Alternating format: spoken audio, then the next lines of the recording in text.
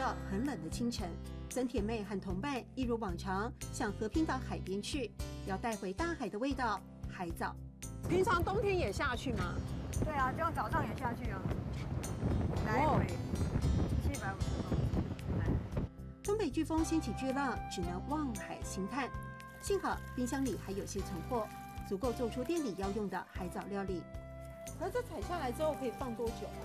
这个可以放，你冷冻的话可以放好几个月，通常都要这样反反复复洗个几遍。至少要20、30次以上。安多啊，对吧？还有很多安多啊，哦，对吧？安多上海安条就做唔得，做唔得，哎，然后再来。富含维生素、矿物质和膳食纤维的海藻，营养价值高。萝卜丝、猪肉末、虾米之外，再加入海藻，粉绿色的萝卜糕更添唇齿留香的美味。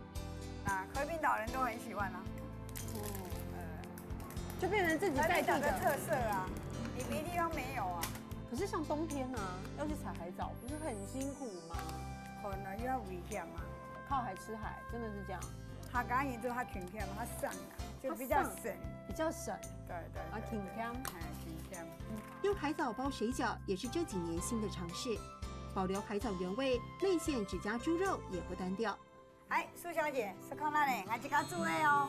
哎，是看那里。就吃看看。他说我自己煮的，俺去嘎煮给。哎，是看那里，请肉是喽。那我要称赞他啦，你好棒哦，你很看哦。什么意思？是看那里，是看那里。好，因为认识海藻的新价值，和平岛居民像捡到宝，研发出特色点心，开创新的商机。